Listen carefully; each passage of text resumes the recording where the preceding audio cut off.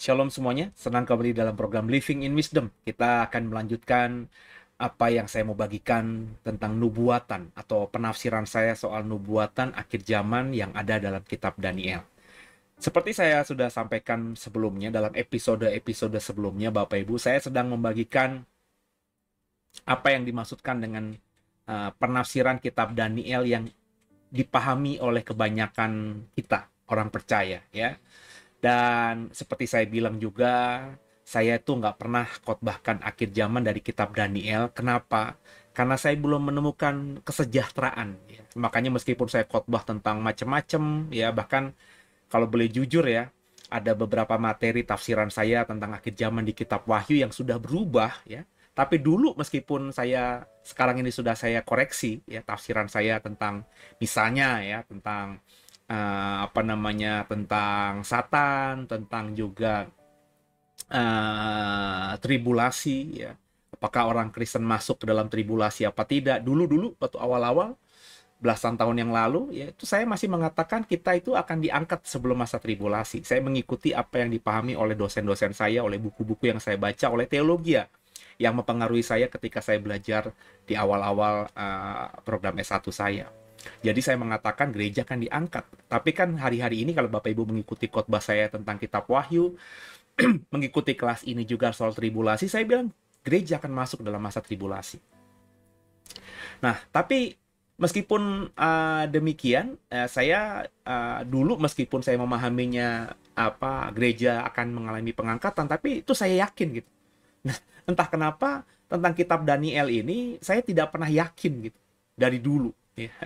Bahwa apa yang saya pahami, apa yang saya dengar, apa yang saya terima itu saya tidak yakini, dan saya makanya tidak pernah khotbah. Itu tipikal saya. Saya kalau nggak yakin sama sesuatu atau belum pernah yakin dengan sesuatu atau mantap dengan pemahaman iman tentang sesuatu, saya tidak akan khotbahkan itu. Termasuk kan tentang Allah ya yang sedang saya bahas di ibadah hari Minggu. Ya, kitab Daniel juga demikian. Tapi belakangan ini saya mendalami lagi kitab Daniel, saya minta hikmat sama Tuhan dengan sungguh, dan saya dibukakan oleh Tuhan, dan saya berani membagikan dalam bentuk materi ini. Nah, apa yang saya bagikan dari pasal 1 sampai sekarang sudah masuk ke pasal 9 kemarin ya, itu adalah penafsiran-penafsiran yang umum. Ya, nanti saya bilang di ujung kitab program ini, saya akan membagikan tafsiran saya, yang saya yakin berbeda dengan pemahaman orang Kristen kebanyakan tentang akhir zaman kitab Daniel, dan saya yakin itu benar. Saya maksudnya menafsirkan dengan benar karena saya bergumul panjang ya tentang hal ini. Nanti Bapak Ibu ikuti terus ya.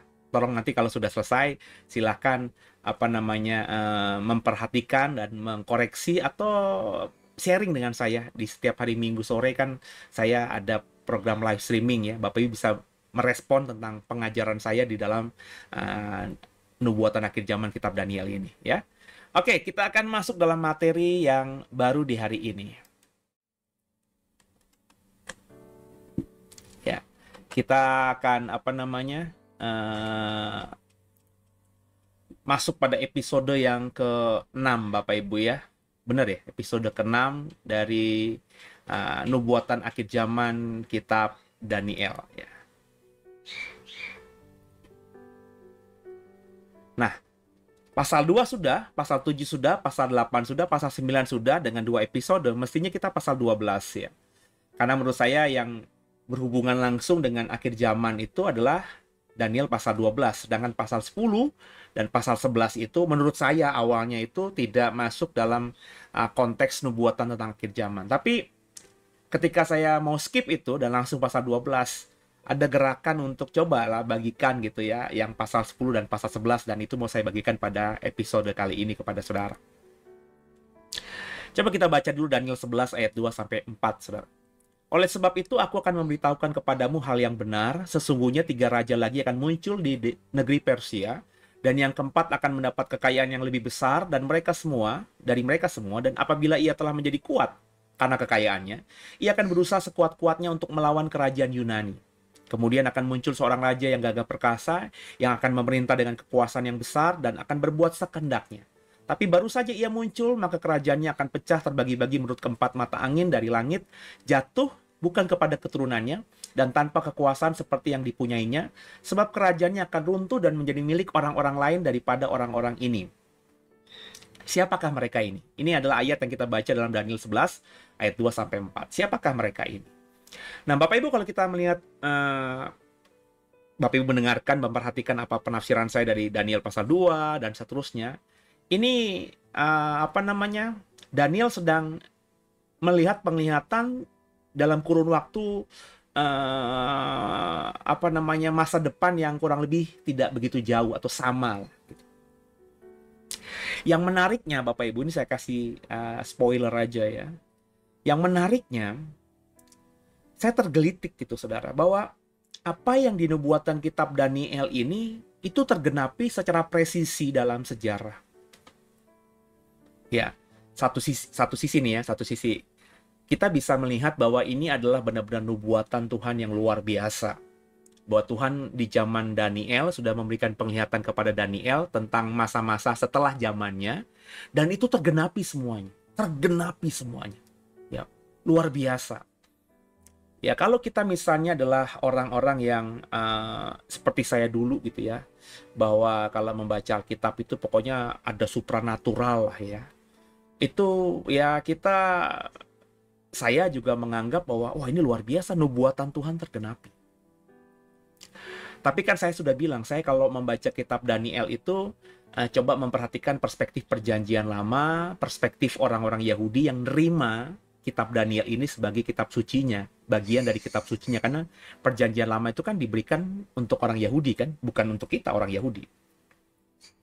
Dan menariknya ketika saya mulai agak open mind terhadap penafsiran rabi-rabi Yahudi tentang perjanjian lama khususnya, karena kalau berharap tafsiran Yahudi terhadap kekristenan itu tidak akan bisa, karena mereka tidak menganggap Alkitab atau perjanjian baru adalah kitab suci mereka, kan begitu.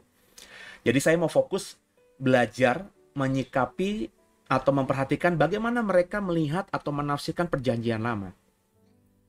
Salah satu yang saya perhatikan bahwa mereka dalam hal ini khususnya kitab Daniel, mereka tidak mempercayai bahwa kitab Daniel ini yang menulis adalah Daniel. Itu menarik, saudara. Ya. Jadi kalau kita orang Kristen, ya, kita menganggap, saya juga masih menganggap ini bahwa yang nulis adalah Daniel. Tapi orang Yahudi itu berkata bahwa yang nulis kitab Daniel itu bukan si orang yang namanya Daniel atau Nabi Danielnya, tapi orang yang hidup di abad kedua sebelum Masehi, sebelum Tuhan Yesus gitu ya, di mana orang ini sedang menuliskan sejarah tentang dirinya dalam perspektif kacamata Nabi Daniel. Jadi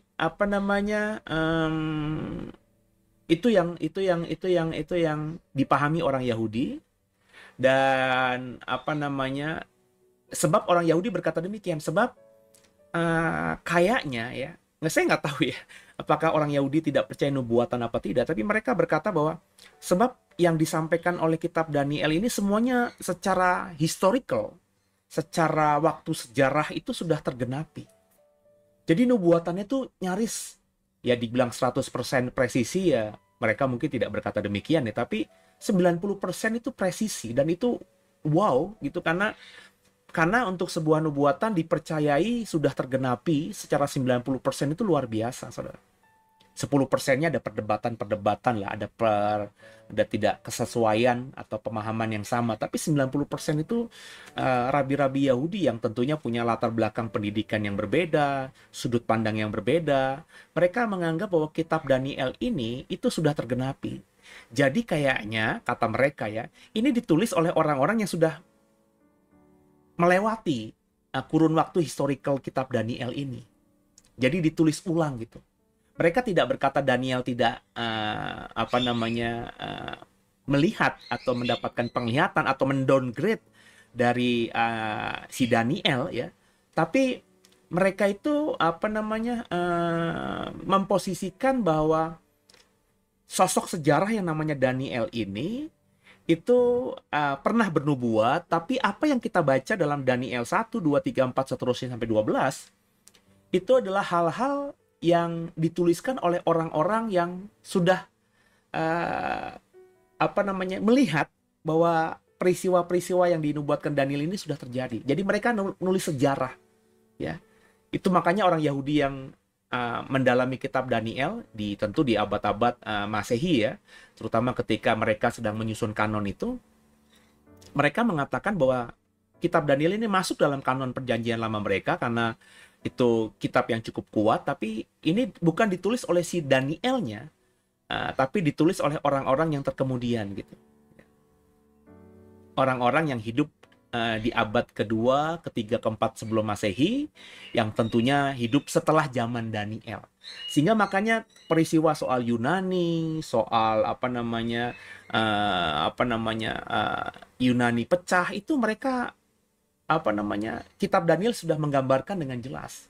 Ya, ya saya berusaha memahami itu, Bapak. Jujur aja saya berusaha memahami itu. Meskipun saya sampai saat ini percaya bahwa Tuhan kalau sudah berikan kepada seseorang hamba Tuhan atau nabi untuk melihat penglihatan, nubuatan nabi ini pasti terjadi. Saya percaya kitab Daniel demikian.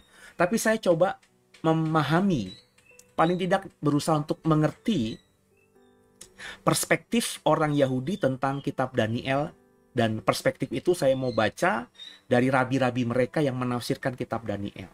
Begitu Bapak Ibu ya. Nah, dengan saya memahami perspektif Yahudi, saya kemudian membacanya dalam perspektif saya yang sekarang ini hidup di 2023, tentu dengan mengandalkan Roh Kudus. Nah, makanya nanti saya akan bagikan tafsiran saya di penghujung program ini, atau melihat nubuatan akhir zaman dalam kitab Daniel. Di akhir-akhir episodenya nanti akan saya bagikan pemahaman saya. Nah, contohnya dengan ayat-ayat yang kita baca ini. Ayat-ayat ini sudah tergenapi menurut orang-orang Yahudi, saudara. Saya juga akhirnya memahami ini udah historical terjadi. Jadi disesuaikan dengan sejarah. Jadi apa yang kita baca barusan di pasal 11 Daniel, itu dalam sejarah, ya, sejarah yang terjadi di masa lalu, itu sudah tergenapi. Ada 3 raja tadi. Ini tafsiran ini biasanya mengidentifikasikan 3 raja tersebut sebagai penguasa Persia yang berturut-turut setelah pembuatan nubuatan ini. Dalam hal ini Daniel gitu ya. Ada Kambises II, yakni adalah putranya Raja Kores. Ya, Daniel kan hidup di zaman Raja Kores gitu ya. Dia dapat penglihatan tentang masa setelah zamannya Kores ya. Di pasal 11, pasal 10 ya, dia kan di pasal 10 kan dia di zaman Raja Kores itu dapat suatu penglihatan, terus dia meminggirkan dirinya, menepi ke tepi sungai Tigris untuk mendapatkan pengertian dari Tuhan, dan Gabriel, malaikat Tuhan itu datang menghampiri dia dan menjawab setiap pergumulan dia. Dan itu yang ditulis di Daniel pasal 10 dan pasal 11. Nah, Daniel itu kalau kita baca pasal 11, 3 raja ini raja setelah Kores, yakni Kambises II. Dalam sejarah dicatat dia hidup di 529 sampai 522 sebelum Masehi, yang memerintah setelah kematian Kores.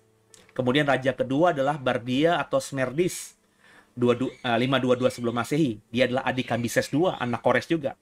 Meskipun pemerintahnya sangat singkat, hanya nggak sampai setahun, dia mungkin telah diusir oleh seseorang penipu yang mengaku seperti dia. Dan ini dicatat dalam sejarah, Bapak. Maksud saya, kalau Bapak Ibu mau mendalami lagi, Bapak Ibu mau tahu cerita soal Kambises II, Smerdis, yang dia diusir karena ada orang menipu, menyamar jadi dirinya, dan si Smerdis ini yang terusir, itu Bapak Ibu bisa baca dalam sejarah. Tinggal dicari, ya dikulik aja. Asal Bapak Ibu mau, ketemu pasti literaturnya. Ya, di internet banyak, saudara. Kemudian juga Raja Darius I, 522 sampai dengan 486 sebelum Masehi. Dikenal sebagai Darius Agung yang berhasil mengonsolidasikan kekaisaran dan memperkenalkan sejumlah reformasi administratif. Nah, Darius I ini menurut banyak ahli sejarah itu berbeda dengan Darius yang ada di Daniel pasal 6 kalau tidak salah ya. Itu agak berbeda.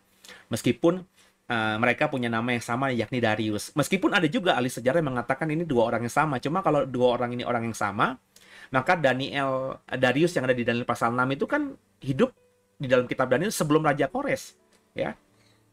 Jadi tentunya 3 raja yang dilihat oleh Daniel setelah Raja Kores di Daniel pasal 11 ini itu bukan agak bentrok gitu dengan Darius yang ada di pasal 6 yang dalam sejarah di kitab Daniel pun juga ditulis hidup sebelum Raja Kores. Jadi saya termasuk yang percaya bahwa ada 2 Darius di sini. Ya, Darius ini seperti nama gelar aja Bapak Ibu ya. Gelar Sultan gitu ya. Kalau kita ngomongin Sultan, ada Sultan Jogja, ada Sultan Banten, ada Cirebon, itu semua dipanggil Sultan ya. Jadi nama Sultan tuh nama kehormatan yang bisa saja ditujukan kepada raja-raja yang berbeda dari kekaisaran yang berbeda gitu. Itu kalau pemahaman saya. Jadi 3 raja itu sudah disesuaikan dengan sejarah. Kelihatan sekali ada. Kemudian raja keempat dari bagian dari raja-raja setelah Kores itu adalah Sarses I, ya. 486 sampai dengan 465 sebelum Masehi. Raja yang memulai perang melawan Yunani, ya. Dan dikenal karena kekayaan dan kemewahannya. Ini sesuai dengan deskripsi raja keempat yang akan jauh lebih kaya daripada yang lain dan akan membangkitkan semua orang melawan kerajaan Yunani di ayat yang kita baca tadi. Sarses I ini apa tuh, ada film, saya lupa ya. Film apa tuh? Film kolosal itu ya. 200 atau 12 apa 12.000 apa gitu. Saya lupa, tiba-tiba ngeblank gitu ya. Ada Sarses melawan kerajaan Yunani, film-film Hollywood ya. 300 kalau nggak salah ya, 300 gitu ya. Ya, kalau nggak salah ya 300. Jadi 3.000 orang Yunani di bawah si apa namanya panglimanya siapa gitu melawan Sarses ya, yang menjadi penguasa dari Persia ya. Mereka berperang dan ya 3.000 pahlawan Yunani ini kalah memang dari Xerxes karena saat itu Sarses I atau raja ya apa namanya Persia ini luar biasa ya, sangat kaya dan kekayaan luar biasa ya. Itu yang yang saya temukan dalam sejarah ya. Dan ini dari tahun-tahunnya tuh kelihatan ini memang setelah Raja Kores itu mati ya, kemudian muncul 3 kerajaan dan raja keempat ini raja yang paling besar, bahkan lebih besar daripada Kores ya, Xerxes I ini. Dan sejarah mencatat itu ya. Bahkan dibuat filmnya itu yang Bapak Ibu yang saya sampaikan, 300 kalau tidak salah, itu film tahun 2000-an ya. Film kolosal yang luar biasa. Meskipun kalau sekarang kita lihat itu animasinya masih jelek sekali ya, masih kasar sekali. Tapi untuk zaman itu saya termasuk kagum dengan film ini karena kebetulan saya suka dengan film-film kolosal. Jadi Daniel yang kita baca pasal 11 tadi itu ternyata dalam sejarah di masa lalu sudah tergenapi. Ya. Kemudian juga ada raja berikutnya yang dikatakan akan bangkit, yang akan memerintah luar biasa, ya, menjadi penakluk dunia, tapi nggak lama kemudian kerajaannya pecah sesuai dengan keempat penjuru mata angin itu disesuaikan dengan sejarah terbukti juga, yakni Raja Yunani, ya, Alexander Agung, Raja Makedonia yang kemudian nanti disebut dengan Yunani, ya, yang membangun salah satu kerajaan terbesar dalam sejarah dalam waktu singkat, ya, umumnya diidentifikasikan sebagai raja yang gagah perkasa yang di ayat Daniel 11 tadi. Dia berhasil mengalahkan kekaisaran Persia. Xerxes itu akhirnya dikalahkan oleh Alexander Agung dan dia memperluas kerajaannya dari Yunani, dari Makedonia, kecil tadinya. Jadi Makedonia itu adalah wilayah kerajaan kecil, di mana ketika Alexander Agung berkuasa, Raja Makedonia Alexander Agung ini menyatukan kerajaan-kerajaan di wilayah Yunani dan mereka menjadi persekutuan. Ya. Jadi kerajaan Yunani itu sebenarnya adalah gabungan dari kerajaan-kerajaan kecil yang ada di wilayah Yunani zaman itu. Dan pemimpin besarnya namanya Alexander Agung, Raja Makedonia, yang dia punya panglima-panglima yang sebenarnya ada raja-raja Yunani juga gitu. Ya. Cuma karena Alexander yang mengalahkan mereka, ya mereka menjadi raja bawahan dan kemudian disebut panglima-panglimanya. Dan ketika Alexander Agung ini berkuasa, dia memang cepat sekali ya. Dia dari Makedonia, Yunani, dia sampai ke Mesir. Ya, Mesir itu dikuasai oleh dia, padahal Mesir itu termasuk kerajaan yang besar saat itu. Persia, Sarses, ya, yang saya sudah sebutkan tadi, kerajaan yang wow luar biasa. Rajanya tuh Sarses tuh terkenal dalam sejarah luar biasa. Ya, kemudian bahkan sampai ke India, ya, itu menjadi wilayah kekuasaannya. Jadi dari barat Makedonia, Yunani sampai ke wilayah timur India itu menjadi kekuasaannya Alexander Agung. Bapak Ibu bisa lihat peta itu dari Yunani, itu Eropa, nyebrang ke Turki sekarang ya. Kemudian negara-negara Timur Tengah ya, Syria, Mesir, Israel hari ini, kemudian Yordania, kemudian juga Iran, Irak ya, sampai ke wilayah India. Itu wilayah kekuasaannya si Alexander Agung saat itu. Ya. Cepat sekali ya. Kemudian tapi dia tidak lama, seperti yang dikatakan di kitab Daniel, dia tidak lama ya. Jadi Daniel seolah-olah sudah menubuatkan bahwa dia tidak lama. Tergantung kita. Kalau orang Kristen mengatakan itu nubuatan Daniel tergenapi, tapi kalau bagi orang Yahudi yang nulis ini itu sudah melihat itu ya, sudah melewati zaman itu. Cuma dia menulis dengan nama Nabi Daniel ya, kemudian juga akhirnya dipercaya oleh orang Yahudi bahwa Daniel ini, kitab Daniel ini ya bukan bukan yang nulis Daniel ya, dia hanya memakai figur Daniel aja. Kenapa? Karena semua nubuatannya presisi sekali gitu. Jadi mereka agak meragukan memang ini Daniel yang nulis gitu ya. Nah, saya nggak tahu kenapa, tapi itulah yang terjadi. Mungkin ada banyak faktor liberalisme, atau sekarang ini dalam kekristenan juga kan ada tafsir liberal gitu, saudara ya. Tafsir yang berusaha untuk melihat bahwa ya Alkitab itu hanya catatan sejarah sebenarnya, bukan bersifat yang supranatural dan seterusnya. Ya kalau saya sih saat ini berpendapat bahwa dalam konteks kitab Daniel ya, kita harus bijaksana juga ya. Apakah Daniel ini melihat sesuatu yang tentang akhir zaman, atau melihat sesuatu yang sudah terjadi dan yang nulis itu sebenarnya sudah melihat juga ya.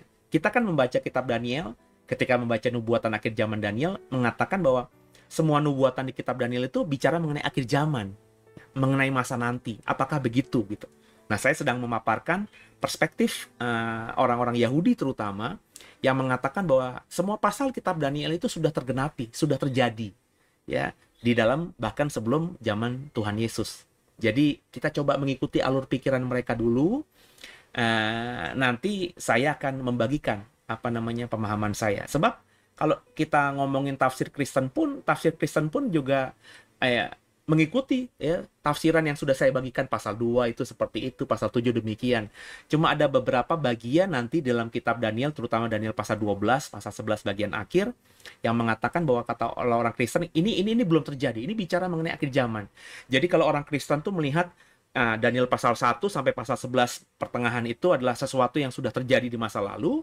Terus pasal 11 akhir dan pasal 12 itu bicara mengenai nanti, ada gap panjang. Jadi orang Kristen itu mengatakan bahwa kitab Daniel itu ada yang sudah tergenapi nubuatannya, ada yang belum tergenapi. Sedangkan bagi orang Yahudi, pasal 1 sampai pasal 12 Daniel itu semuanya sudah tergenapi. Nah, itu bedanya penafsiran orang Kristen kebanyakan dengan juga orang Yahudi. Dalam sejarah, ketika Alexander Agung mati, pembagian kerajaannya itu kelihatan juga ya, kebagi menjadi 4 bagian ya.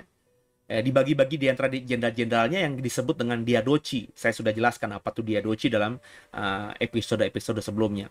4 kerajaan utama yang muncul dari pecahan kerajaan Alexander adalah kerajaan Ptolemeus di Mesir, itu bagian selatan ya, di bawah Ptolemeus I Soter, itu kaisar pertamanya. Kemudian ada kekaisaran Seleukus di Asia Barat Daya, mata angin utara, di bawah Seleukus I Nikator, itu raja pertamanya. Kemudian kerajaan Makedonia, kerajaan asalnya si Alexander Agung ya, itu di bagian barat di wilayah Yunani, itu di bawah Kassander. Dan kerajaan Lysimachus di Thrace dan Anatolia, mata angin timur, di bawah Lysimachus ya. Untuk bisa jelasnya seperti ini ya, ada petanya saya paparkan ya. Kalau Bapak Ibu lihat bagian sebelah barat ya, sebelah kiri saya ya, itu ada kerajaan Kassander ya, dan juga Lysimachus.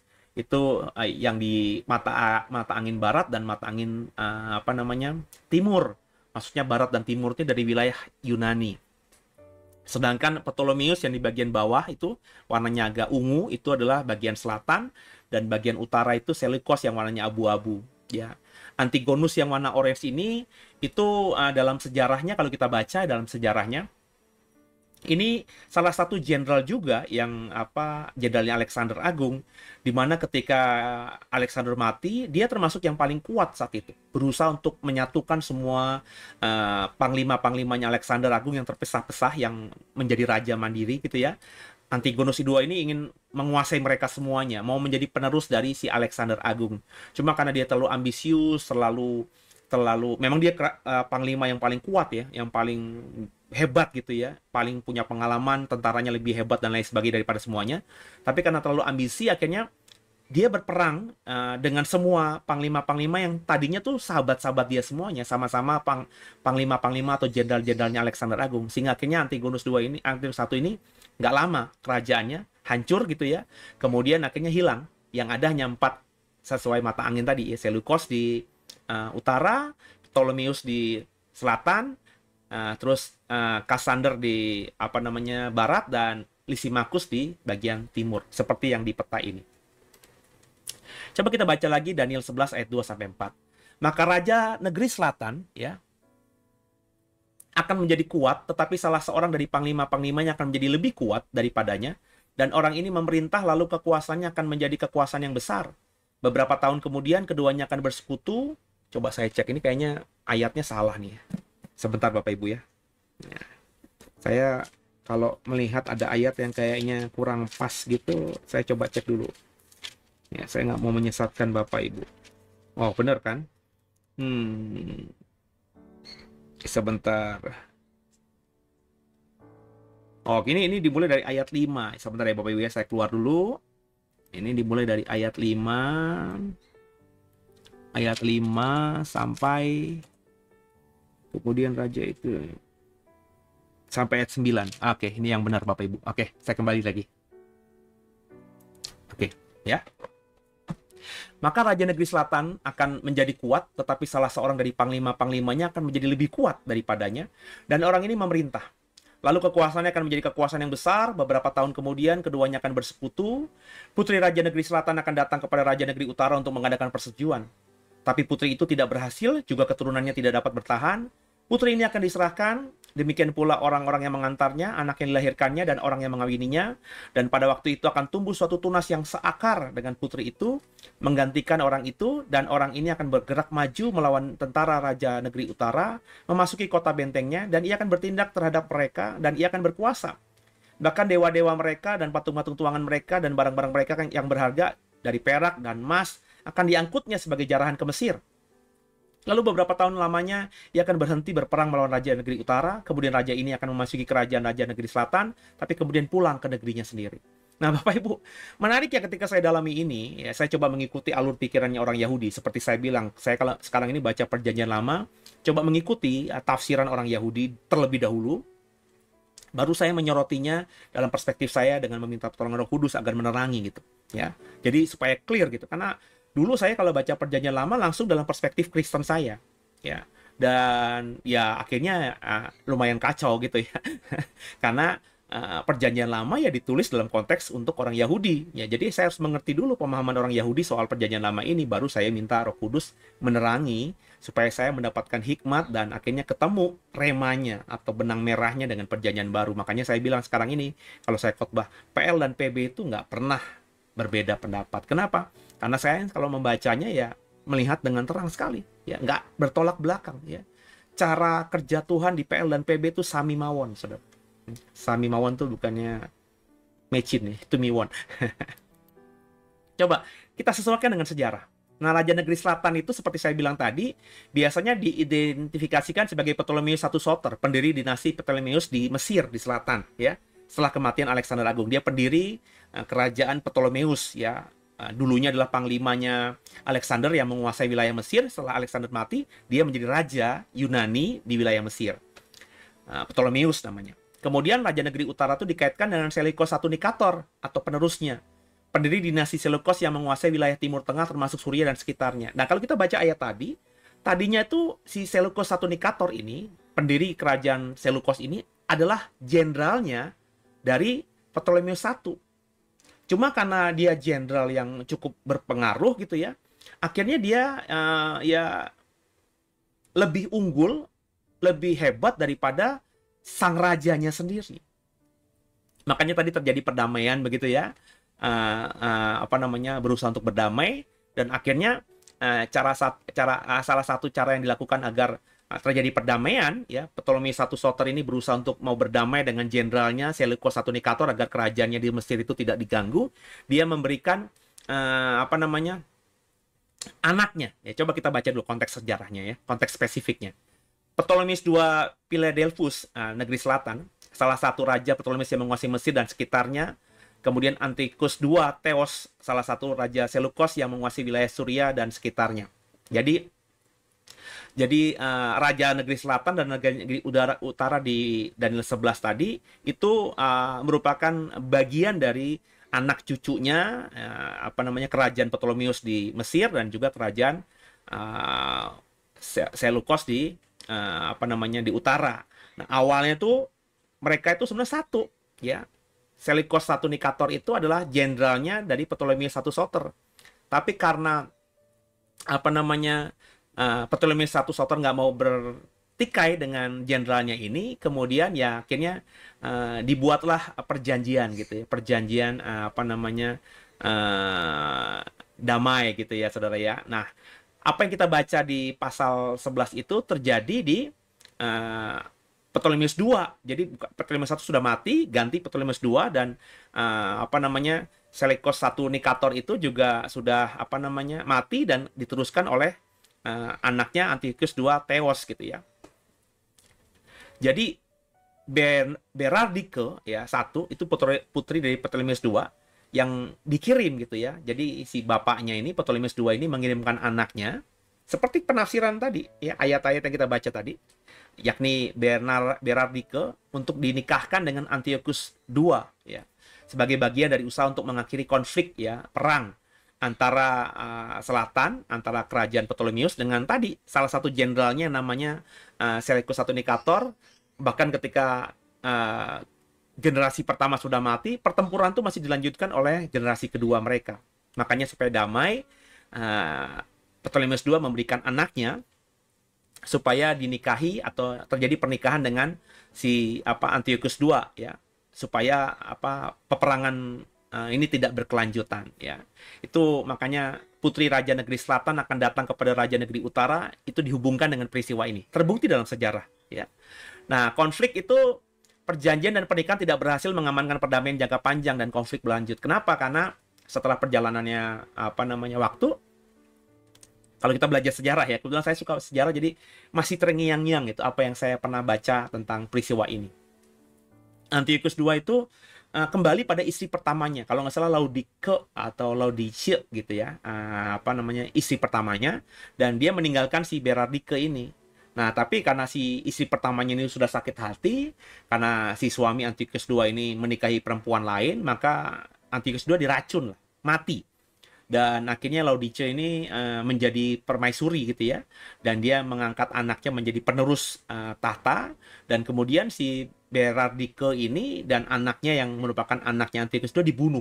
Makanya tadi kan, putri ini disingkirkan, keturunannya juga, dan orang-orang semua yang mengikuti dia disingkirkan. Sehingga akhirnya ya Raja Negeri Utara ini ya, bangsa Seleucus ini ya kembali kepada garis dari keturunan Ptolemeus garis dari keturunan Seleucus I Nikator ya. Karena Berardike ini kan berusaha untuk merger gitu. Terjadi perkawinan yang menimbulkan satu keturunan yang nantinya memperdamaikan antara Ptolemeus dan juga Seleucus, tapi itu gagal karena Berardike dan anak dari perkawinannya dengan Nikator dibunuh semuanya, dan akhirnya peperangan Raja Negeri Utara dengan Negeri Selatan itu mewarnai. Ya, kalau kau baca kitab Daniel 11 itu mewarnai sepanjang Daniel pasal 11. Kemudian kita baca Daniel 11 ayat 40 sampai 45 bagian terakhirnya ya. Tapi pada akhir zaman Raja Negeri Selatan akan berperang dengan dia, dan Raja Negeri Utara itu akan menyerbunya dengan kereta dan orang-orang berkuda dan dengan banyak kapal, dan ia akan memasuki negeri-negeri dan mengenangi dan meliputi semuanya seperti air bah. Juga tanah permai akan dimasukinya dan banyak orang akan jatuh. Tapi dari tangannya akan terluput tanah Edom, tanah Moab, dan bagian penting dari Bani Amon. Ia akan menjangkau negeri-negeri dan negeri Mesir tidak akan terluput. Ia akan menguasai harta benda emas, perak, dan segala barang berharga seperti berharga negeri Mesir. Dan orang Libya serta orang Ethiopia akan mengikuti dia. Tapi kabar-kabar dari sebelah timur dan dari sebelah utara akan mengejutkan hatinya. Sehingga ia akan keluar dengan kegeraman yang besar dan memusnahkan dan membinasakan banyak orang. Ia akan mendirikan kemah kebesarannya di antara laut dan gunung permai yang kudus itu. Tapi kemudian ia akan menemui ajalnya dan tidak ada seorang pun yang menolongnya. Nah, kekasih Tuhan, biji mata Tuhan, ini menarik ini ya. Ini kalau kita baca ayat ini ya, ayat yang barusan saya bacakan untuk saudara ini oleh orang Kristen dipahami bahwa tadi, kalau orang Kristen ayat-ayat sebelumnya itu mengikuti, kebanyakan yang saya baca yang mengikuti tafsir-tafsir dari rabi-rabi Yahudi. Artinya, semua yang disampaikan dan dinubuatkan Daniel di Daniel 1, 2, 3, 4, 5 sampai yang 11 sebelum ayat 40 ini, itu semua sudah tergenapi. Tapi ayat 40 dan seterusnya ini belum tergenapi. Jadi ada gap gitu. Gap penggenapan nubuatan.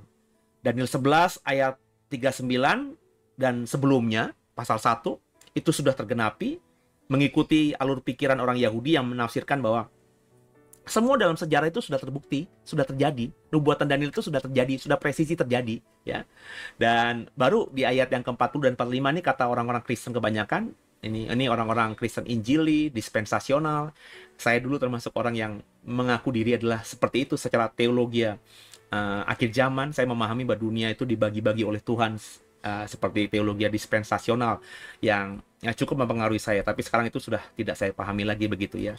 Jadi teologi saya ini, saya nggak bisa bilang nih teologi apa gitu ya, ya teologi seno aja gitu ya, karena saya satu sisi masih mengikuti, ada yang alur pikirannya orang dispensasional, Injili, ada juga yang mengikuti pemahaman tentang akhir zaman dari hal lain, terutama sekarang ini saya yakin dengan apa yang saya ajarkan karena saya mendalaminya sendiri.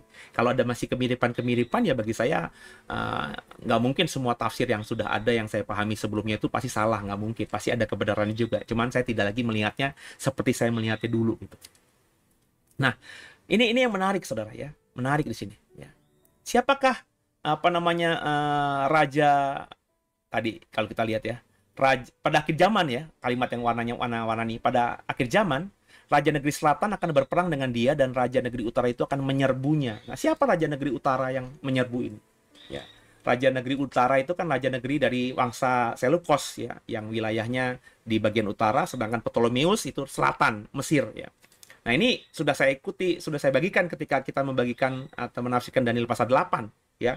Di mana dalam kitab di Daniel pasal 8 itu dari keempat tanduk dari domba itu akan muncul satu tanduk yang jauh lebih besar dari salah satu tanduk yang sudah ada. Ini yang ditafsirkan oleh banyak sejarawan termasuk rabi-rabi Yahudi adalah Antiochus IV Epiphanes yang merupakan salah satu dari raja yang paling kejam dari kerajaan Selukos yang benar-benar itu dianggap sebagai antikristusnya di kitab Daniel. Jadi kalau kita kan menganggap antikristus itu atau utusan iblis yang akan berkuasa di akhir zaman itu kan masih nanti, yang kita kalau kita baca kitab 6 tuh bilangannya kita baca kitab Wahyu tuh bilangannya 666 itu kan. Sedangkan kalau dalam perspektif nubuatan akhir zaman Daniel, itu kalau kita mengikuti cara berpikirnya orang Yahudi, itu sosok yang raja kafir yang paling menusuk, paling menghancurkan agama Yahudi itu adalah Antiochus IV Epiphanes. Kenapa? Karena dia berusaha mendirikan patung dewa Zeus di Bait Allah. Bayangin saudara, di Bait Allah. Itu dia mau merencanakan mesbah Bait Allah itu untuk mempersembahkan binatang-binatang yang najis. Salah satunya pernah dilakukan di mesbah-mesbah di tempat lain, kan orang-orang Yahudi kan punya bukit-bukit pengorbanan. Itu kan masih ada kan ya, karena dipengaruhi oleh dulunya mereka melihat orang-orang Israel Utara itu juga punya bukit-bukit pengorbanan. Jadi di setiap tempat itu mereka punya mesbah-mesbah yang mereka mau persembahkan korban bakaran kepada Tuhan. Dan ada salah satu utusan Antiochus IV itu datang ke saya lupa ya, Makabe itu Matatias ya, dari kota apa gitu, saya lupa, nanti coba saya dalami lagi. Jadi ada pemberontakan Makabe, kalau Bapak Ibu pernah dengar. Kalau Bapak Ibu punya Alkitab Deuterokanonikanya Katolik, itu ada kitab Makabe 1 dan 2 dan seterusnya ya Bapak Ibu ya. Makabe ini adalah keluarga Yahudi yang memimpin pemberontakan dan mengalahkan Yunani, dalam hal ini Selukos ya, yang menguasai tanah perjanjian saat itu. Mereka memberontak itu kenapa? Karena salah satu utusan dari Antiochus IV Epiphanes ini, mungkin jenderalnya gitu ya, itu mempersembahkan babi, maafkan saya, itu binatang haram bagi orang Yahudi, dan dipersembahkan kepada dewa-dewi mereka, dalam hal ini dewa Zeus, dan dipersembahkan di mesbah yang biasanya dipakai oleh orang-orang Yahudi untuk memberikan persembahan korban kepada Tuhan. Dan itu menimbulkan amarah dari imam tua Matatias ya. Saya lupa di kota apa ya, marah si Matatias ini, dan kemudian anak-anaknya, laki-laki banyak itu ya, ada Yonatan dan seterusnya ya. Saya juga nanti coba breakdown lagi, saya cuma ingat Yonatan Makabe. Itu bergantian kakak beradik ini memimpin pemberontakan yang dipelopori oleh bapaknya Matatias ini selama kurun waktu hampir 3 tahun, dan akhirnya berhasil mengalahkan si Antiochus IV dan mengusir Yunani, dalam hari ini mengusir kerajaan Selukos ini dari tanah perjanjian. Itu dipelopori karena ini. Ya, jadi Antiochus IV ini memang dianggap keji karena tadi ya berniat untuk apa namanya mendirikan patung dewa Zeus di bait Allah, bayangin aja saudara, ya. Dan juga mau memberikan korban binatang kafir, binatang haram di mesbah Tuhan di bait Allah. Dan itu menimbulkan amarah luar biasa, itu kekejian bagi orang Yahudi. Dan Antiochus IV itu digambarkan sebagai tadi ya. Kalau kita baca apa namanya Daniel 11 ayat terakhir tuh raja negeri utara yang menguasai dan apa namanya melakukan kekejian di apa bahasanya tuh di Gunung Permai yang kudus, kalimat terakhir tuh ya. Dan akhirnya dia menemui ajalnya. Ya.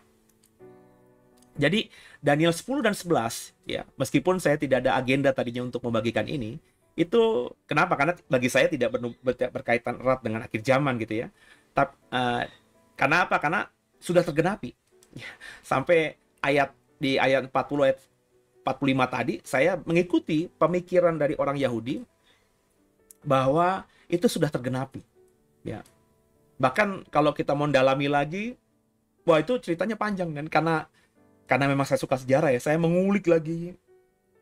Saya buka literatur-literatur yang saya bisa akses gitu ya. Dan saya bisa membaca ceritanya itu dari awalnya, perselisihan atau pecahnya kerajaan Yunani setelah Alexander Agung. Saya membaca mereka pecah.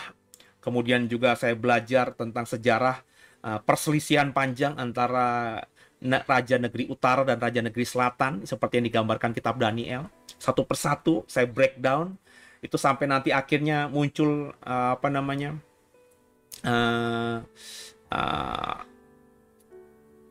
peristiwa Makabe tadi yang saya jelaskan, di mana untuk pertama kalinya sepanjang setelah tahta Daud itu berhenti ya, karena tidak ada lagi raja orang Yahudi yang berkuasa di Yerusalem. Itu di zamannya Makabe, pemerintahan Yahudi kembali lagi berkuasa di tanah perjanjian, di Yerusalem. Nggak ada lagi untuk kurun waktu tertentu, meskipun tidak panjang ya, tidak ada lagi kekuasaan asing, nggak ada lagi penjajah. Jadi bait Allah dimurnikan ya. Itu apa namanya makanya ada ibadah bagi orang Yahudi, itu ada hari raya penyucian bait Allah itu ya, dalam konteks Makabe itu ya. Tapi kalau kita baca Daniel 11 tadi ayat 40 sampai 45, di mana ada kalimat akhir zaman tadi ya, banyak orang Kristen menganggap itu belum tergenapi karena ada kalimat pada akhir zaman. Nah, akhir zaman itu kalau sudah tergenapi bahkan di zaman Antiochus IV sebelum Yesus lahir lah, masa itu akhir zaman? Padahal akhir zaman kita yang hidup di 2023 aja belum akhir zaman gitu. Makanya banyak teolog Kristen menganggap ini adalah suatu nubuatan yang baru nanti tergenapi. Jadi pertikaian Raja Negeri Utara dan Raja Negeri Selatan kemudian mempengaruhi Yerusalem itu masih terjadi nanti. Nah, cuma problemnya orang-orang Kristen yang menganggap bahwa Daniel 11 ayat 40 sampai 45 ini belum tergenapi, baru tergenapi nanti di akhir zaman, itu tidak memunculkan siapa yang mereka tafsirkan sebagai Raja Negeri Utara dan Raja Negeri Selatan.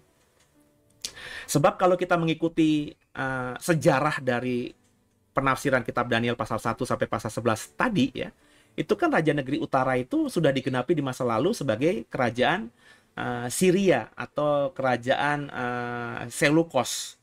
Sedangkan yang berkuasa di wilayah Syria, Arab Saudi, begitu saudara ya, sebagian dari Iran dan Irak ya. Kemudian Raja Negeri Selatan itu kan Mesir.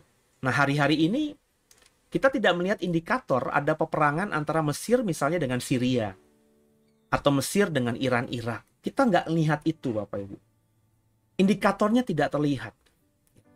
Sekarang aja yang 2023 kita tidak melihat indikatornya, apalagi para teolog-teolog yang teolog Kristen yang sudah mengatakan bahwa ini Daniel 11 ayat 40 sampai 45 itu nanti akhir zaman. Ya, mereka belum bisa melihat sekarang aja yang sudah mendekati akhir zaman. Kita nggak bisa lihat itu siapa, nggak bisa membayangkan Mesir perang sama Syria, ya. Apa urgensinya, apa kepentingannya, apa latar belakangnya, dan mereka sama-sama negeri Muslim gitu ya. Mereka kayaknya tidak punya kepentingan untuk berperang satu dengan lainnya. Ya. Tidak punya sejarah juga, dalam artian sejarah modern ya. Kalau sejarah masa lalu ya pernah dulu Seleucus sama Ptolemeus berperang, tapi sejarah modern tidak pernah kita lihat urgensinya apa gitu. Terus melibatkan juga Yerusalem karena Mesir sama Israel juga berdamai. Syria, Yordania yang merupakan bagian dari Seleucus sekarang. Kalau Yordania sama Israel bahkan sudah berdamai ya. bahkan apa namanya, mereka saling apa namanya, mengikat perjanjian, sehingga Bapak Ibu kalau mau ke Israel, Indonesia nggak punya apa namanya, nggak punya hubungan diplomatik, kan kita nggak bisa langsung masuk Israel, kita nggak bisa berangkat dari bandara-bandara di Indonesia langsung ke Ben Gurion, ke Tel Aviv gitu, nggak bisa. Bapak Ibu paling harus naik pesawat dulu, transit dengan maskapai penerbangan dari Singapura, dari Hong Kong, dari mana-mana gitu yang punya hubungan langsung ke Tel Aviv. Jadi kita mesti transit dulu. Nggak ada, ya sampai sekarang nggak ada. Ya, meskipun sekarang ini ada armada maskapai tertentu ya yang bisa membuat kita langsung ke Tel Aviv, tapi harus transit dulu, tetap harus transit dulu ke negara milik maskapai ini ya. Bisa ke apa namanya, ke Singapura dulu, ada Singapura Tel Aviv ada, ke Hong Kong dulu, Hong Kong Tel Aviv ada, atau biasanya kita mungkin ke Mesir dulu ya, Mesir nanti Tel Aviv dulu gitu ya, ada transitnya juga ya. Nah, mereka nggak bisa menafsirkan siapa Raja Negeri Utara dan Raja Negeri Selatan yang nanti akan berperang di akhir zaman. Sulit gitu, sulit ya. Makanya saya ya yang dulu juga memahami seperti ini, akhirnya bertanya-tanya, iya siapa ya Raja Negeri Utara dan Raja Negeri Selatan yang akan berperang, dan dalam sejarah itu bicara mengenai Syria, Yordania melawan Mesir, berhubungan dengan Israel, itu di dalam abad-abad modern, terutama sejak Israel merdeka aja lah tahun 48 sampai sekarang, itu nggak ada indikator apapun yang bisa kita lihat ya. Jadi ya saya agak meragukan ya tafsir banyak gereja, banyak orang Kristen, banyak teolog Kristen yang mengatakan bahwa ini belum tergenapi dan baru tergenapi nanti di akhir zaman ya. Nah, ini orang-orang Kristen ini kembali menguatkan pemahaman mereka bahwa Daniel 11 ayat 40-45 itu belum tergenapi, baru akan tergenapi di akhir zaman, karena berkaitan erat dengan Daniel pasal 12 ya, ayat 1 sampai 3 saya baca. Pada waktu itu juga akan muncul Mikael, pemimpin besar itu, yang akan mendampingi anak-anak bangsamu, dan akan ada suatu waktu kesesakan yang besar seperti yang belum pernah terjadi sejak ada bangsa-bangsa sampai pada waktu itu. Tetapi pada waktu itu bangsamu akan terluput, yakni barang siapa yang didapati namanya tertulis dalam kitab itu, dan banyak dari antara orang yang telah tidur di dalam debu tanah akan bangun, sebagian untuk mendapat hidup yang kekal, sebagian untuk mendapat kehinaan dan kengerian yang kekal, dan orang-orang bijaksana akan bercahaya seperti cahaya cakrawala, dan tetap menuntun banyak orang kepada kebenaran seperti bintang-bintang, tetap untuk selama-lamanya. Dan banyak orang Kristen yang mengatakan bahwa Daniel 11 ayat 40-45 yang bercerita soal Raja Negeri Utara dan Raja Negeri Selatan yang akan perang di akhir zaman itu masih nanti, itu juga berkaitan dengan ini. Karena pasal 12 dikatakan bahwa nanti akan ada itu kebangkitan orang mati. Ya, pasal 12 tadi kan gitu ya. Dan banyak dari antara orang-orang yang telah tidur dalam debu tanah akan bangun. Sebagian akan mendapat hidup yang kekal, sebagian untuk mengalami kehinaan. Wah, berarti ini bicara mengenai akhir zaman. Bicara mengenai kebangkitan orang mati. Dan kebangkitan orang mati itu baru terjadi nanti di akhir zaman. Maka, ya, sebelum nanti kebangkitan orang mati, ada peperangan antara Raja Negeri Utara dan Negeri Selatan yang berkaitan dengan Israel. Ya, baru habis itu kebangkitan orang mati. Kebangkitan orang mati, kalau kita bicara mengenai konteks teologi Kristen, itu pasti berhubungan erat juga dengan rapture. Karena kalau kita baca Korintus dan Tesalonika, peristiwa rapture, kebangkitan orang, naiknya orang ke surga, rapture itu, pengangkatan itu akan terjadi setelah kebangkitan orang mati. Kan begitu? Ya, jadi pasti terjadi di akhir zaman. Pertanyaannya, tapi apakah harus demikian menafsirkannya? Jadi Bapak Ibu biji mata Tuhan, saya sebelum membahas pasal 12, minggu depan kita akan bahas pasal 12, baru habis minggu depan saya akan membagikan apa tafsir saya soal Daniel secara keseluruhan. Ya. Nah, sebenarnya hari ini itu pasal 12 nih, ya. Cuman saya tergelitik aja gitu untuk membagikan Daniel pasal 10 dan 11 ini.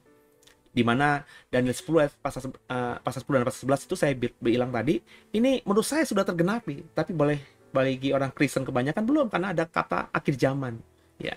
Nah, bagaimana nanti saya menafsirkan ini ya, Bapak Ibu tinggal ikuti aja ya. Dengerin dulu saya selesai sampai minggu depan soal Daniel pasal 12 itu ngomongin apa. Habis minggu depan selesai, berarti saya sudah membagikan semua nubuatan akhir zaman yang di kitab Daniel yang tafsirannya sudah ada, baik tafsiran orang Yahudi maupun tafsiran dalam kekristenan. Nanti saya akan ngomong tafsiran saya.